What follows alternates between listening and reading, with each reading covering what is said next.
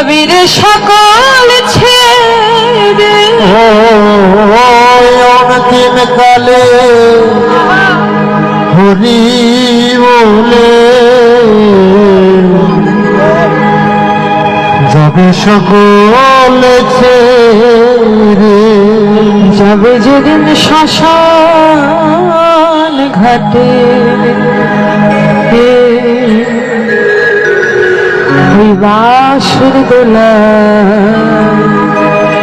চোরে যাবে যেদিন শ্মশান ঘাটে